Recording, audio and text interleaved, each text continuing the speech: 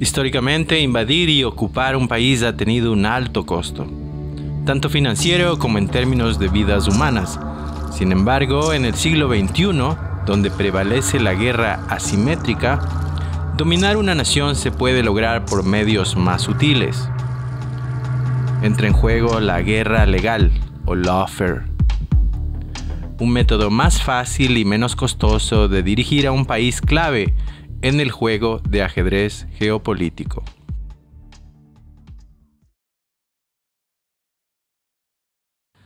A pesar de presidir el declive de Ecuador desde un país con instituciones funcionales a lo que algunos ahora llaman un narcoestado, la fiscal general Diana Salazar ha estado liderando recientemente lo que muchos críticos describen como una cacería de brujas contra el movimiento de izquierda Revolución Ciudadana, bajo el pretexto de luchar contra la corrupción y el narcotráfico.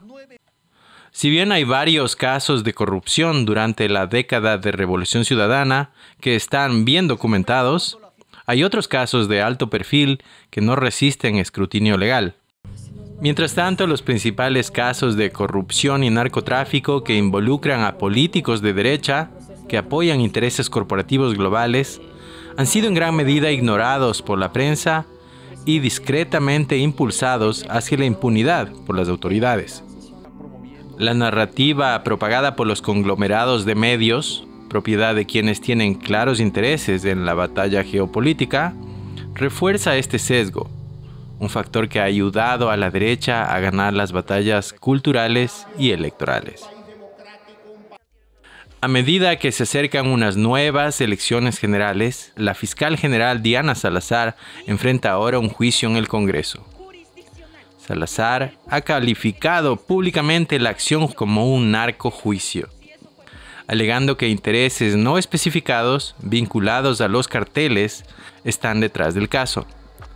Esta narrativa ha ganado fuerza en los principales medios de comunicación, influyendo en los cálculos electorales. La prueba se inició en parte por chats secretos recientemente filtrados, obtenidos por The Grey Zone, que fueron escritos en una aplicación conocida por eliminar mensajes después de una sola visualización. De ser ciertos, los mensajes muestran a Salazar filtrando información sobre una investigación en curso a un sospechoso que es parte del caso.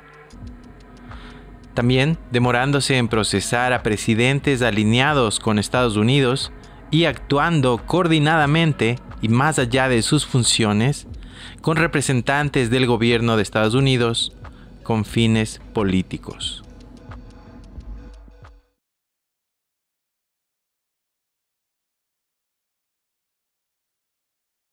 La fiscal general Diana Salazar participó en los casos que involucran a los últimos 3 expresidentes del Ecuador, casos que no solo han decidido el destino de esos políticos, sino también el destino político de todo el país. Las siguientes preguntas ilustran la disparidad en el tratamiento que Diana Salazar dio a cada uno de esos casos.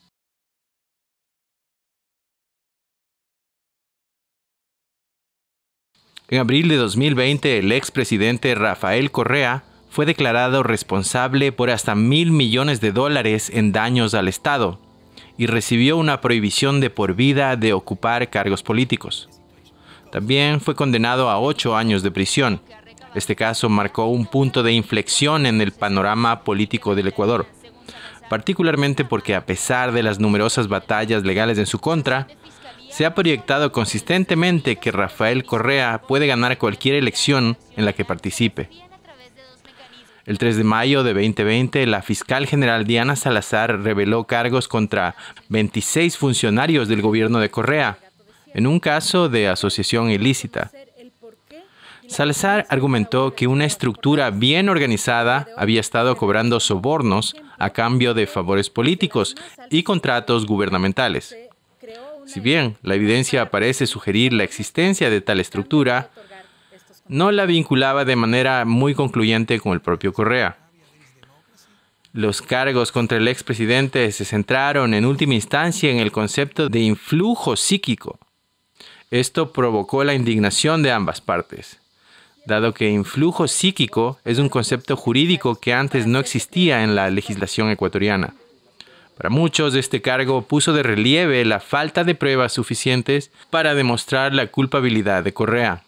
Y para otros fue visto como un argumento débil de la Fiscalía, donde debería haber un caso muy fuerte porque lo consideraban como un caso seguro. En julio de 2024 surgieron acusaciones de que, entre bastidores, numerosos jueces habían sido presionados para condenar a Correa. Wilman Terán, un juez de alto perfil que condenó a Correa, testificó bajo juramento en una audiencia de la Asamblea Nacional que los enviados de la fiscal general Salazar lo habían presionado repetidamente para obtener un veredicto de culpabilidad. Hoy Rafael Correa permanece exiliado en Bélgica y tiene prohibido postularse para un cargo político en Ecuador. Su movimiento ha perdido las últimas 2 elecciones.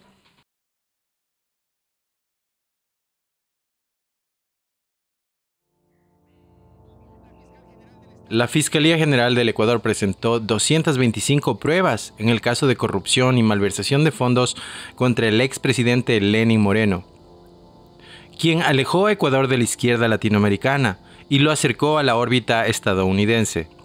En el proceso, Moreno rompió numerosas promesas que le había hecho al electorado, que lo eligió como izquierdista, pero rápidamente descubrió que gobernaba desde la derecha. Después de que Lenín Moreno supervisara la retirada de Ecuador de UNASUR, una organización latinoamericana de países ahora disuelta, creada como contrapeso a la Organización de Estados Americanos, dominada por Estados Unidos, Lenín Moreno también entregó a Julian Assange a las autoridades británicas e impuso un programa de austeridad en nombre del FMI, deshaciendo una década de progreso social.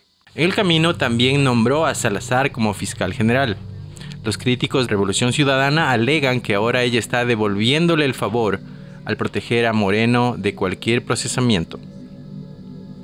Una afirmación que se ve reforzada por el hecho de que Salazar tiene vínculos muy estrechos con la Embajada de Estados Unidos.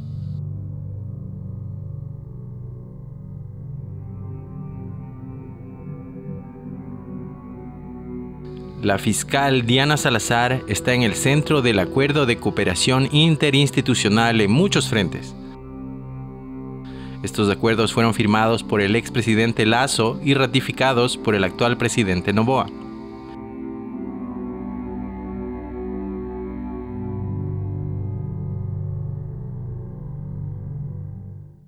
Ecuador pasó de una cooperación nula y posiblemente una independencia de la influencia estadounidense bajo Rafael Correa a firmar una serie de tratados que dan a los agentes y militares estadounidenses total libertad para moverse y construir cualquier cosa en cualquier lugar del país, con total inmunidad ante los tribunales locales durante la próxima década. En contraste con la agencia y el esfuerzo claramente puestos en el caso contra Correa, el caso de Lenín Moreno avanza mucho más lentamente. A pesar de pruebas abundantes y casi definitivas de una red similar de corrupción contra Moreno. Con sobornos de hasta $76 millones, el caso de Lenín Moreno se ha retrasado notablemente por tecnicismos legales.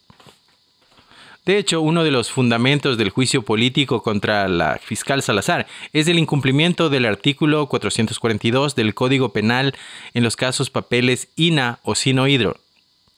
Este artículo requiere intervención hasta la conclusión del proceso. Los fundamentos de la acusación indican que no hubo intervención durante más de 2 años y 3 meses después de presentada la denuncia. Después de 2 años más de investigación por parte de la Fiscalía, y a pesar de los cargos presentados por soborno contra Moreno y algunos de sus familiares, ninguno de los 25 sospechosos fue detenido. El caso está suspendido durante los próximos años mientras España recopila y envía información jurídica. En el momento de la producción de este documental, en agosto 2024, no está claro si alguno de los sospechosos irá a juicio siquiera. Moreno también es acusado por crímenes de lesa humanidad, por los crímenes cometidos en la represión de las protestas indígenas y sindicales del 2019. El hombre que presentó la denuncia, el entonces defensor del pueblo Freddy Carrión, posteriormente fue víctima de lawfare. Gracias a Diana Salazar y el gobierno de Lenín Moreno, Carrión permaneció bajo prisión preventiva durante 3 años. En el caso de Carrión, la fiscal general Salazar exigía una pena de 20 años por una acusación de tener la intención de manosear. Finalmente, un panel de juezas negó las exigencias de pena máxima de la fiscal Salazar y liberó a Carrión, luego de condenarlo a los 3 años que Carrión ya había cumplido. La fiscal general era una de las personas o de las candidatas oficiales del gobierno de Lenín Moreno y de la señora María Paula Romo. Cuando yo denuncio los delitos de lesa humanidad, lo hago contra Lenín Moreno y contra la señora María Paula Romo como ministra de Gobierno.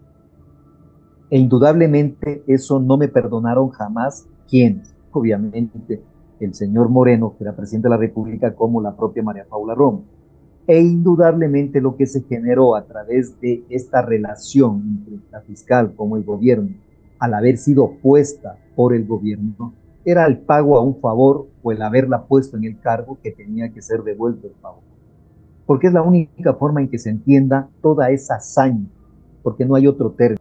En el caso presente, Óscar, a mí lo que no me va a perdonar jamás el poder y sobre todo el gobierno de Lenín Moreno con sus secuaces, porque no tienen otro nombre, como María Paula Romo, Osvaldo Carrín, que eran la primera era la ministra de Gobierno, el segundo el ministro de Defensa y el comandante de la policía, es haberlos denunciado por un delito de lesa humanidad.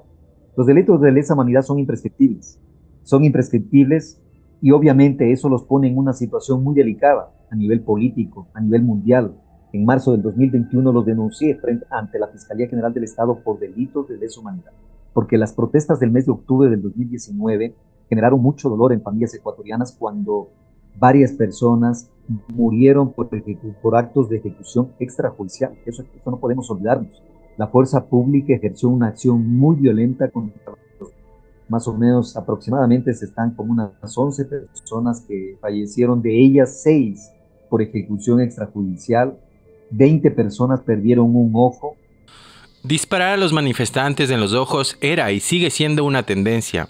En muchos países del mundo, las fuerzas policiales han sido sorprendidas apuntando intencionalmente a los ojos de los manifestantes. Por la acción violenta del Estado, se llegó a determinar que el Estado tuvo una práctica o una política de represión sistemática orientada efectivamente a producir un daño en aquellas personas que estaban ejerciendo la protesta social, objetivo determinado, una población determinada. Eso lo llegó a establecer la Comisión para la Verdad y la Justicia que creamos en la Defensoría del Pueblo. Las protestas de 2019 representaron una explosión social en respuesta a la realidad de que el gobierno ecuatoriano había girado marcadamente hacia la derecha, a pesar de haber sido elegido como una plataforma de izquierda.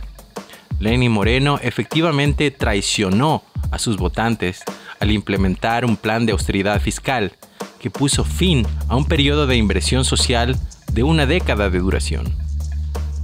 Sino que además mandar el mensaje a cualquier autoridad pública de que si usted procedía a denunciar los actos de delitos de lesa humanidad o cualquier violación grave de los derechos humanos, le iba a pasar lo mismo que al defensor del pueblo, es decir, lo iban a meter preso.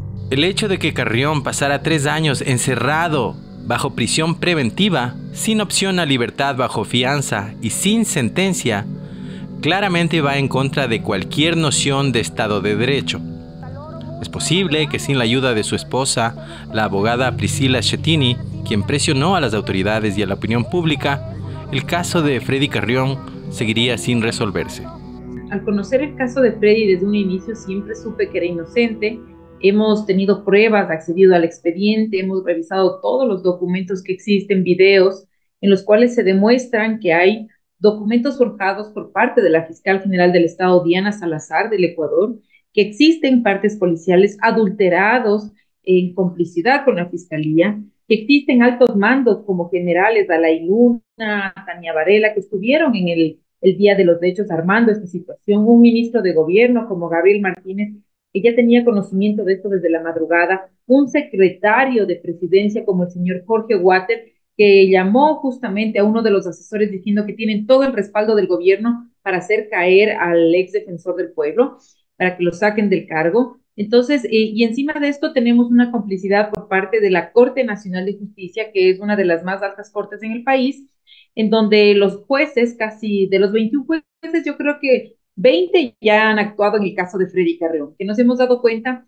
de que en este sistema judicial existen jueces, primero temporales, puestos a dedo, jueces que trabajan por horas, por minutos, cambiando entre sí desde el presidente de la Corte Nacional, los cambian para tener resultados en diferentes sentencias o resoluciones que dan en la Corte Nacional. Entonces vemos un sistema judicial totalmente selectivo, politizado, un sistema judicial que por decir la verdad, por hablar, por estar peleando por la inocencia de Freddy, incluso la propia fiscal general pidió a un juez medidas en mi contra para callarme y silenciarme.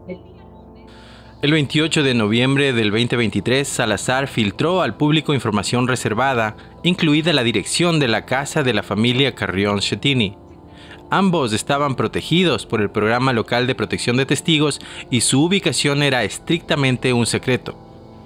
Pero Salazar lo publicó y se produjeron varios ataques a la casa. Me tomaban fotografías escondidas, me han intimidado, me han linchado mediáticamente, también me han agredido físicamente. Tengo más de 13 denuncias en fiscalía y hasta la fecha ninguna se resuelve.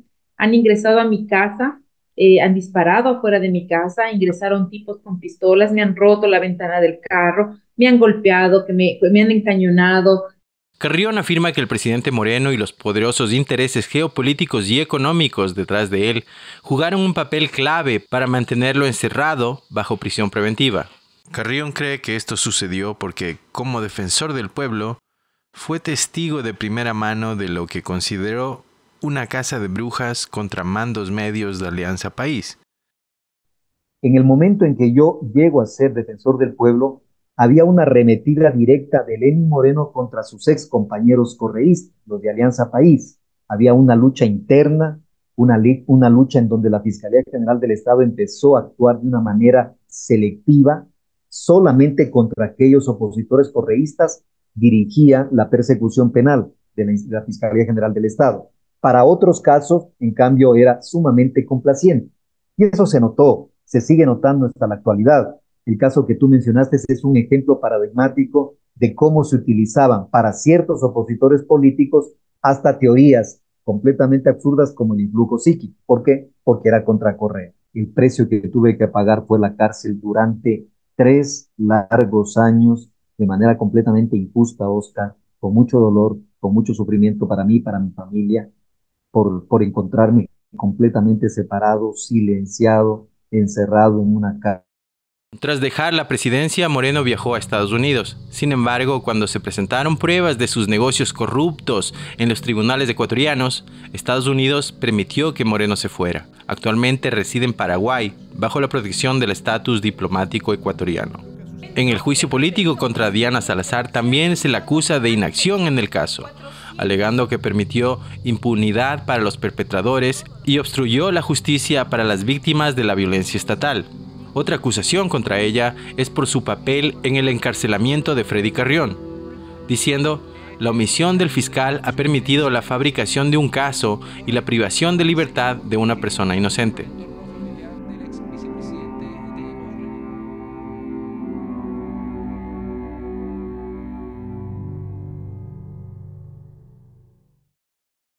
Durante la última década, a medida que el Estado ecuatoriano se vio debilitado por las políticas de austeridad, los carteles criminales internacionales tomaron el control de áreas clave del gobierno, como puertos, fuerzas de seguridad, tribunales y cárceles. El país opera con dólares estadounidenses y ejerce un control mínimo sobre muchas instituciones, lo que lo convierte en un paraíso para los carteles. No solo para enviar drogas al resto del mundo, sino también para lavar sus ganancias ilícitas. Este aumento de estructuras criminales y operaciones de narcotráfico solo podría haber sido posible con la complicidad del Estado a los niveles más altos. Lenín Moreno y la fiscal general Diana Salazar desempeñaron un papel decisivo en el desmantelamiento del gobierno de la Revolución Ciudadana. Como consecuencia, muchas instituciones estatales ecuatorianas centradas en la inversión y la supervisión social fueron cerradas o desfinanciadas. lo que provocó el colapso del sistema de justicia penal, que ha estado en marcha desde el 2019. En abril, una carta de miembros del Congreso de Estados Unidos al presidente Biden destacó evidencia que sugería que una investigación antinarcóticos en Ecuador, conocida como el caso León de Troya, fue suspendida debido a la presión del gobierno. De hecho, Ronnie Rengel, el policía a cargo del caso, fue dado de baja de la policía como medida disciplinaria y tuvo que ir a la clandestinidad para protegerse a sí mismo y a su familia tras recibir amenazas de muerte. A ti te inicia un proceso disciplinario del gobierno de Lasso. Yo supondría que el gobierno de Noboa no continuaría con ese proceso disciplinario. No, Anderson, a mí me dieron la espalda, a mí el Estado ecuatoriano a mí me dio la espalda. Yo aún sigo en la clandestinidad, en espera de algo de protección para mi familia, por lo menos. Me ha costado mucho, me costó mi carrera, me costó mi hogar. Me ha costado mucho haber investigado este caso y haber dicho la verdad. ¿Qué mensaje da esto a tus compañeros antinarcóticos, teniente Rengel? De que se queden callados, de que no digan nada, de que si investigan y llegan donde alguien muy importante deben mejor hacerse a un lado, y porque si no van a ser perseguidos dentro de la institución y una vez podrían ser desvinculados.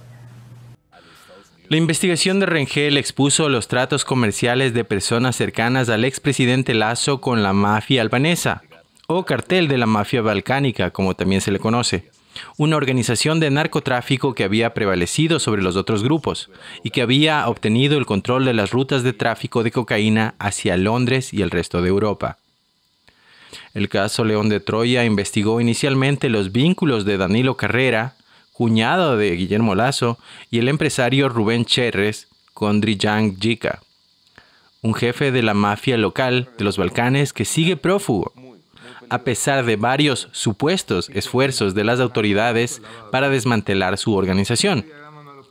Sin embargo, informes recientes revelaron que fuentes dentro de la oficina del fiscal general había avisado a la mafia de los Balcanes sobre una redada planeada en España, permitiendo que se fuguen los cabecillas. Las autoridades locales todavía permiten que funcionen muchas empresas que se sabe que son propiedad de Jica hasta el día de hoy.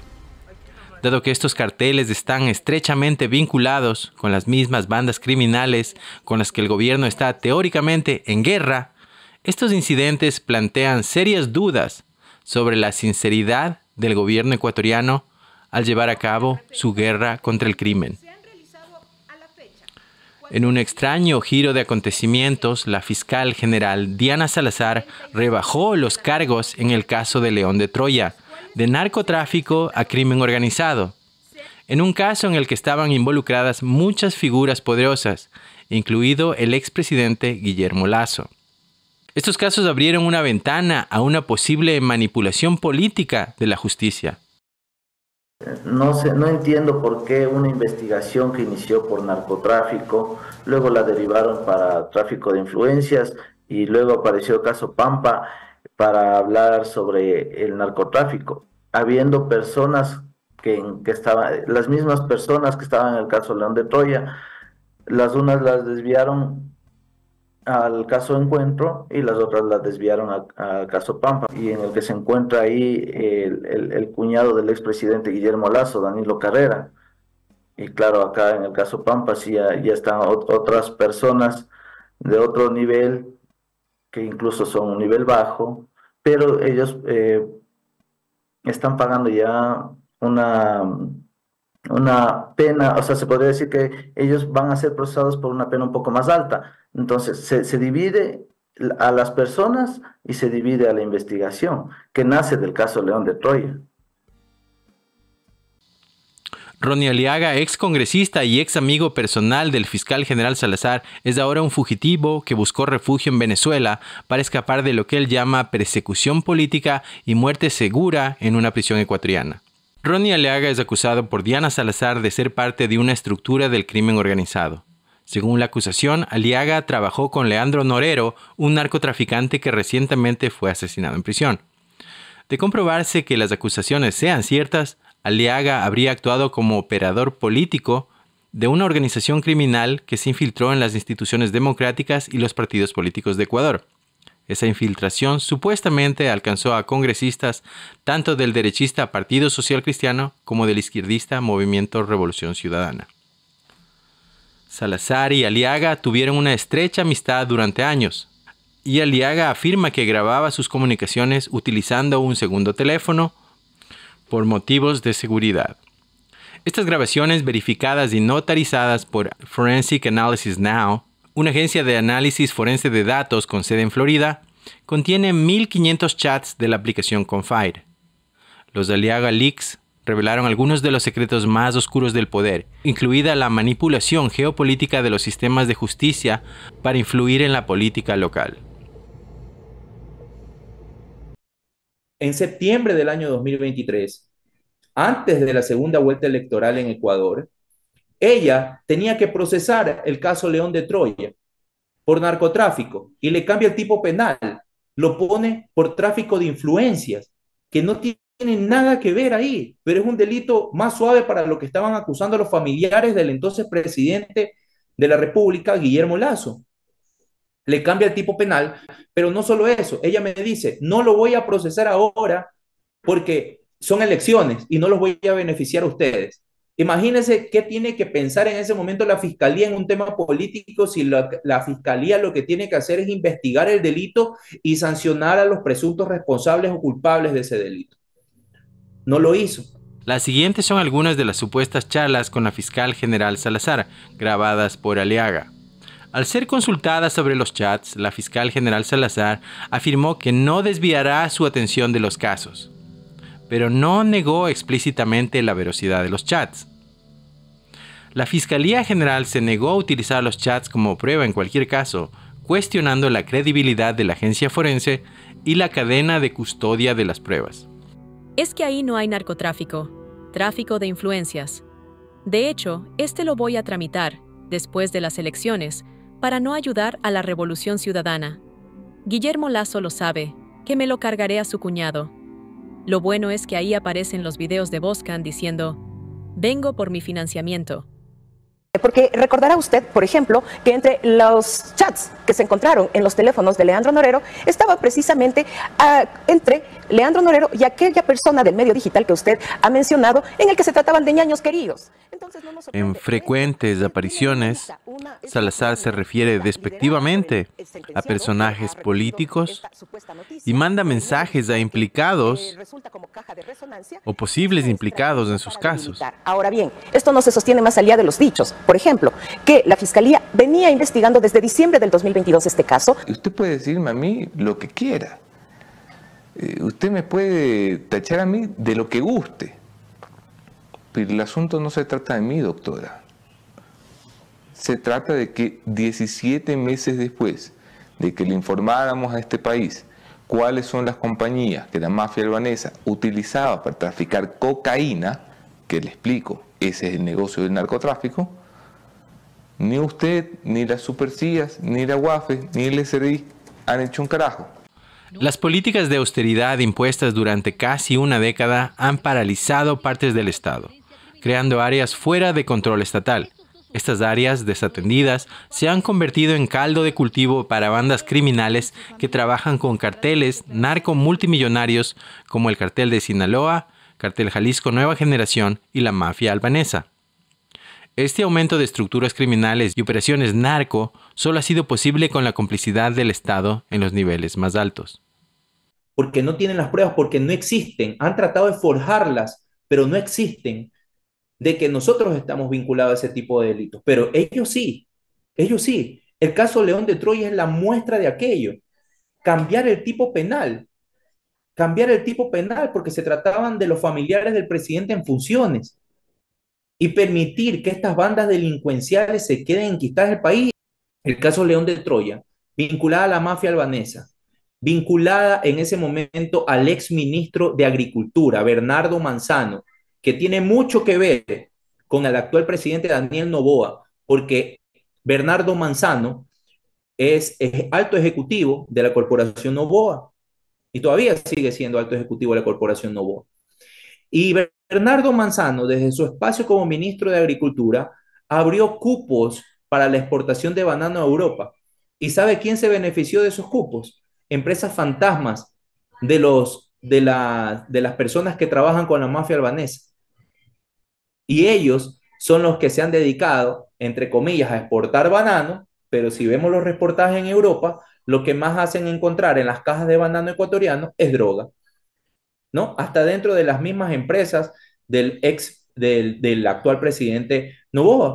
El caso también es preocupante para la fiscal general, ya que se cree que alertó a Aliaga, o al menos mantuvo contacto cercano y compartió información confidencial con uno de los principales sospechosos de un caso bajo su jurisdicción. La ventaja es que usted jamás se atrevió a pedirme algo del juez, porque lo procesaba, porque le pidieron que me diga, supuestamente, a la negra que era la amante. ¿Usted piensa ir a la cárcel? Eso es lo que quiero evitar. DEA sabe todo, ese es el problema. Que tenemos que poner todo, no podemos mutilar nada. ¿Usted tiene seguridad policial ahora? Hágame caso, la policía da cuenta de sus movimientos. Tranquilo, yo le digo que estamos encontrando. Hasta cuando encontré elementos y le dije, váyase. Confía en mí. Incluso, Aliaga afirma que pudo escapar del país porque Diana Salazar le avisó, justo antes de que se firmara su orden de arresto.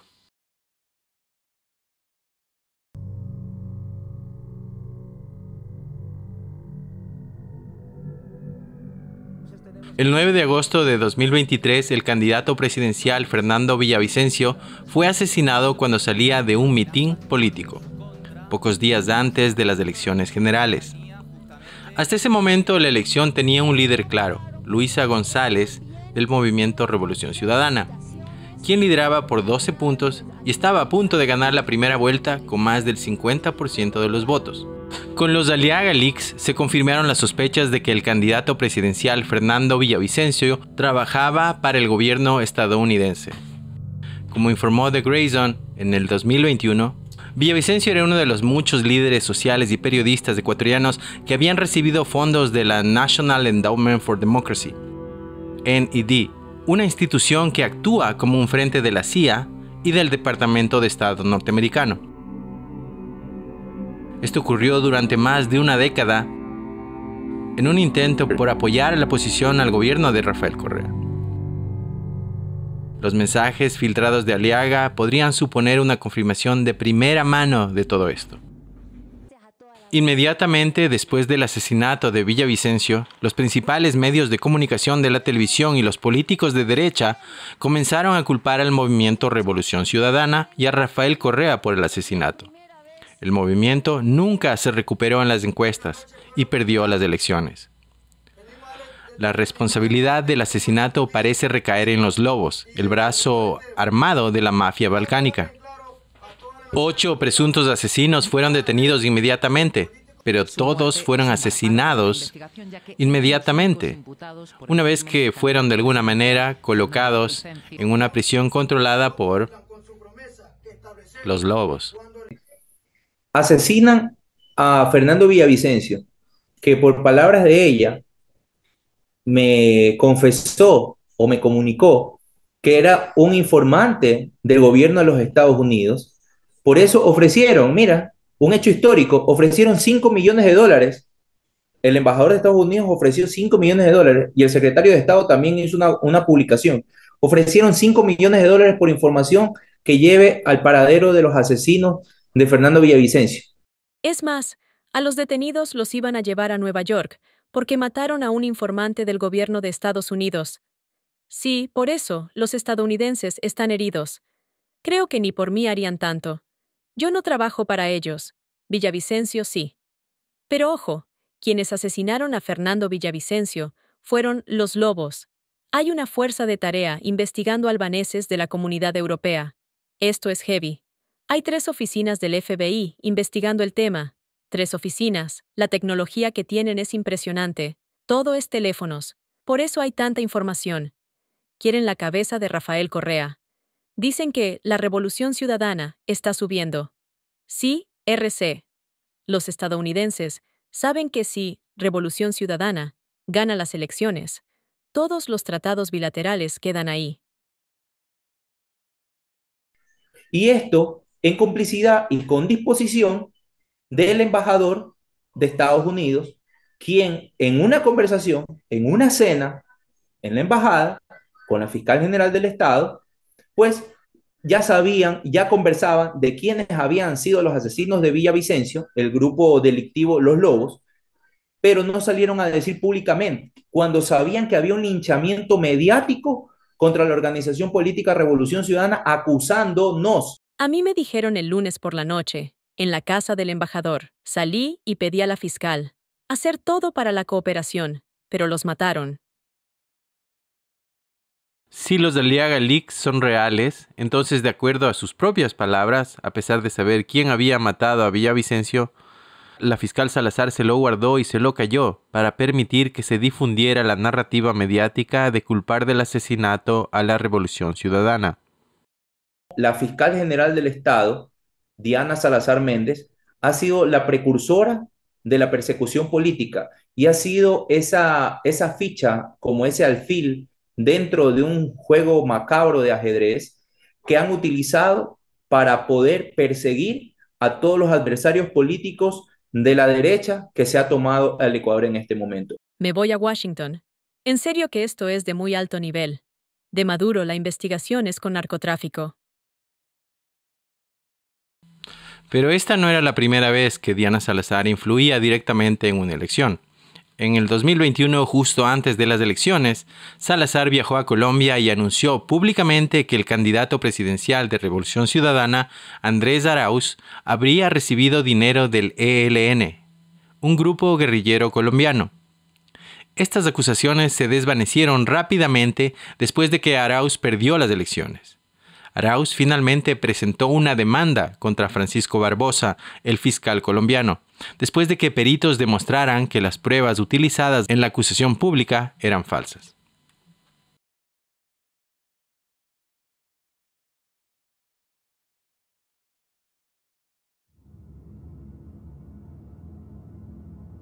Utilizando como pruebas los chats telefónicos del fallecido narcotraficante Leandro Norero, la fiscal general del Ecuador, Diana Salazar, presentó una serie de extensos casos anticorrupción, que resultaron en la detención de decenas de jueces y trabajadores judiciales. A primera vista, esta medida parecía muy necesaria para un sistema de justicia plagado de corrupción. Pero, ¿podría ser que este caso también se utilizó como una herramienta para eliminar rivales, tomar el control y asegurar posiciones claves de poder dentro de los tres poderes del Estado? Como siempre, depende de a quién le creas. Consideremos a Wilmer Terán, ex juez a cargo del caso de sobornos contra el expresidente Correa, quien fue detenido por órdenes de la fiscal Diana Salazar, en el contexto de un caso masivo que involucra a 900 personas. Terán presentó sus propios chats con Salazar. Algunos sectores de la Asamblea exigieron una investigación porque estos casos podrían derivar en delitos de tráfico de influencia, fraude procesal, peculado, conflicto de intereses e injerencia directa en el Consejo de la Judicatura. Terán habría tenido un problema con uno de los operadores de la fiscal Salazar, el juez Walter Macías, a quien Terán, entonces presidente del Consejo de la Judicatura, había destituido disciplinariamente. A pesar de que muchos jueces avalaron por él e incluso escribieron una carta oficial del Consejo de la Judicatura apoyándolo y calificando la operación masiva como un golpe político contra el Poder Judicial, la casa de Terán fue allanada y él fue enviado a un régimen de aislamiento en un centro de máxima seguridad. Cuando un panel de jueces competente falló sobre una moción para transferir a Terán a una prisión de menor nivel de seguridad, donde pueda tener las condiciones para trabajar en su defensa, la oficina de estas juezas fue allanada y también fueron acusadas de corrupción. Terán había comparecido recientemente, bajo juramento, en el Congreso, para detallar cómo Salazar lo presionó a él y a otros, enviando emisarios para así obtener un veredicto de culpabilidad contra Rafael Correa. La fiscal general Diana Salazar. Actualmente, Diana Salazar espera el inicio de su juicio político, sabiendo que tiene las alianzas políticas y los votos para evitar cualquier sanción significativa. ella mantiene firme el control sobre la Fiscalía General, mientras etiqueta públicamente a sus adversarios políticos como narcos.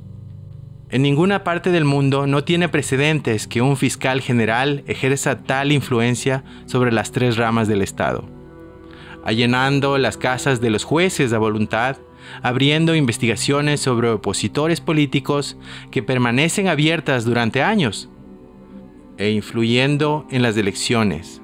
El poder de una fiscal general, apoyada por la derecha política, la Embajada de Estados Unidos y los medios de comunicación, se ha convertido en el nuevo factor dominante de la política ecuatoriana.